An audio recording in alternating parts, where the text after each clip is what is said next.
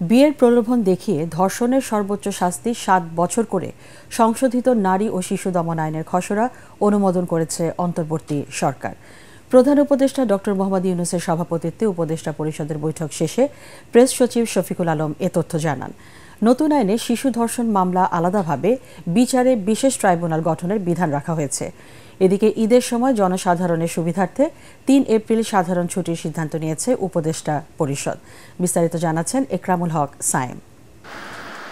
প্রধান উপদেষ্টা ডক্টর মোহাম্মদ ইউনূসের সভাপতিত্বে অনুষ্ঠিত হয় উপদেষ্টা পরিষদের নিয়মিত সভায় প্রায় 1 ঘণ্টা আলোচনা করে অনুমোদন দেওয়া হয় সংশোধিত নারী ও শিশু নির্যাতন দমন আইন।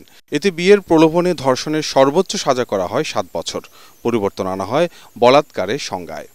ভিশনের ফুলঝুরি মেগা অফারে ফ্রিজ কিনলেই পাচ্ছেন 16 পিসের আকর্ষণীয় গিফট বক্স একদম ফ্রি।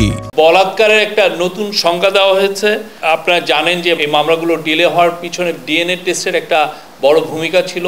তো সেই জায়গাগুলো কিভাবে অ্যাড্রেস করা যায় সেইগুলো মেজার নেওয়া হয়েছে এবং অ্যাট দ্য সেম টাইম আপনারা জানেন যে আমরা নতুন 2টা ডিএনএ ল্যাবও আমরা করতে যাচ্ছি।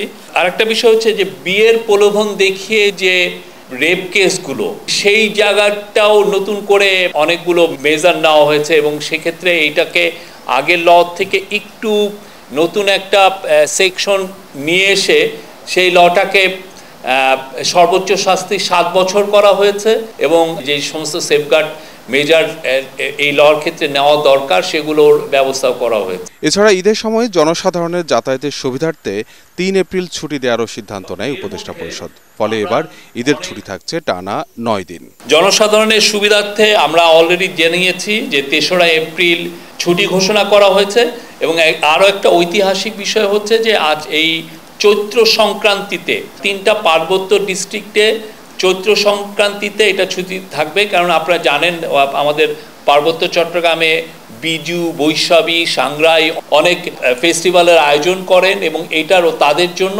নির্বাহী আদেশে একটা ছুটির বন্দোবস্ত করা হচ্ছে এবং এই ছুটিটা এই আমাদের সমতলে যারা জাতিগোষ্ঠী আছেন বাঙালি ছাড়া, যেমন ধরেন সাঁওতাল, খাসিয়া বা গারো, তাদের জন্য এটা প্রযোজ্য হবে। এ সময় প্রধান উপদেষ্টার আসন্ন চীন সফর নিয়েও কথা বলেন প্রেস সচিব শফিকুল আলম। বলেন সফরটি হবে ঐতিহাসিক। প্রফেসর ইউনূস চাচ্ছেন যে চাইনিজ জাতীয় হেলথ কোম্পানিগুলো তাদের হসপিটাল চেইনগুলো যাতে বাংলাদেশে এসে ইনভেস্ট করে। তাহলে হবে কি আমরা আমাদের জাস্ট দৌড়গোড়ায় আমাদের কাছে একদম তাদেরকে আমরা সার্ভিসটা টপ ক্লাস চাইনিজ হসপিটালগুলো খুবই নাম করা এবং আমরা তাদের সার্ভিসগুলো খুব আমাদের সিটিতে ঢাকাতে বা বড় বড় সিটিতে আমরা এটা পাবো। তো এটার জন্য স্পেশাল একটা এফোর্ট দেওয়া হচ্ছে। আমরা চাই যে চায়নার সাথে আমাদের এক ধরনের হেলথ কেয়ার ইস্যুতে আরও সুদৃঢ় আমাদের সম্পর্কটা হোক। চাইনিজ হেলথ কোম্পানিগুলো, চাইনিজ হেলথ কেয়ার কোম্পানিগুলো যাতে বাংলাদেশে এসে প্রচুর ইনভেস্ট করে, সেটা প্রফেসর ইউনূস এর আগে কয়েক দফা এটা বলেছেন এবং এইবারের ভিজিটে এটা একটা ওনার টপ একটা প্রায়োরিটিতে থাকবে। তিনি জানান বাংলাদেশ থেকে আম, পেয়ারা ও কাঁঠাল আমদানি করতে চায় চীন।